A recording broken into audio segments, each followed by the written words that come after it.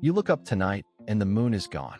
No warning, no explosion, no sound, just an empty patch of black sky where something has hung for 4.5 billion years. At first you might not even notice, but your body will, your tides will, your nights will. For your entire life, the moon has been the quiet machine running in the background of everything. You've never had to think about it. That's about to change. Start with the ocean. Right now, the moon's gravity pulls on Earth's water, stretching it into two bulges that circle the planet as we spin underneath them. That's what a tide is. Take the moon away, and those bulges collapse almost instantly. Coastal tides don't stop completely, because the sun still tugs on the oceans too, but the pull is less than half as strong. Tide pools dry out. Estuaries stop flushing. Millions of species that time their entire life cycle to the rhythm of high and low tide, from horseshoe crabs to coral spawning, lose their clock overnight. Now think about your day itself. Not just night and day. The length of the day. The moon has been acting like a brake on Earth's spin since the planet was young. Billions of years ago, a day on Earth lasted only about 6 hours. Tidal friction from the moon has been slowing that spin down, stretching your 24-hour day longer and longer by roughly 2 milliseconds every century.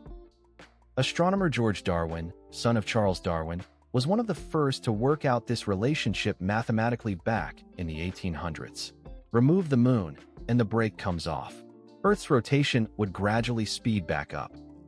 Days would get shorter again, over thousands of years, not overnight. But the direction is clear. Less moon means a faster, wilder spin. And that spin is the real problem. Here's the part most people don't know. The moon doesn't just slow us down. It stabilizes us. Earth's axis is tilted about 23.5 degrees, and that tilt is what gives you seasons. Without the moon's gravity holding that tilt steady, Earth's axis would wobble. Astronomer Jacques Lasker published research in the 1990s modeling exactly this. He found that without lunar stabilization, Earth's tilt could swing chaotically, anywhere from nearly 0 degrees to over 60, over millions of years. Zero tilt means no seasons at all. 60 degrees means ice ages colliding with brutal summers in the same decade. Not gentle, gradual climate shift. Chaotic, unpredictable lurching, driven by a planet with nothing left to hold it steady. So let's reconstruct what your life actually looks like.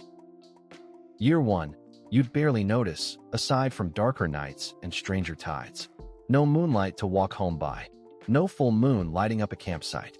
Coastal cities would need new infrastructure as tidal patterns shift and storm surges change without the moon buffering some of that ocean energy. Nocturnal animals that hunt by moonlight, and there are thousands of them, would face a sudden shakeup in visibility and predation patterns. Give it a few thousand years, and the wobble begins. Not chaos yet, just drift. Give it a few million, and Lasker's models suggest the wobble becomes genuinely unpredictable. Ice sheets could creep toward the equator in one era and vanish entirely in another, not because of anything humans did, but because the one gravitational anchor holding Earth's tilt steady simply isn't there anymore. Here's the counterintuitive twist. You'd expect losing the moon to make Earth feel emptier, quieter, less alive. But the moon isn't just a light in the sky. It's infrastructure. It's the reason tide pools exist as an ecosystem at all. It's the reason your calendar has months, a word that literally comes from moon.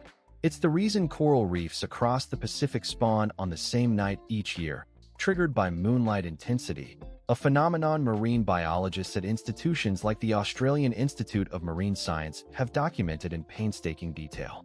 Pull the moon out, and you're not removing decoration. You're removing a load-bearing wall. Think about how rarely you actually look up. Most nights, the moon is just there, doing its job, and you're doing yours, scrolling through your phone or falling asleep before you even glance outside. It's easy to treat something as unimportant when it never asks for your attention. But that's exactly what stability looks like. The things holding your life together right now, your steady tilt, your predictable seasons, your rhythmic tides, are rarely loud. They don't announce themselves. They just work, quietly, for billions of years, until you imagine them gone. You looked up tonight, and the moon was gone.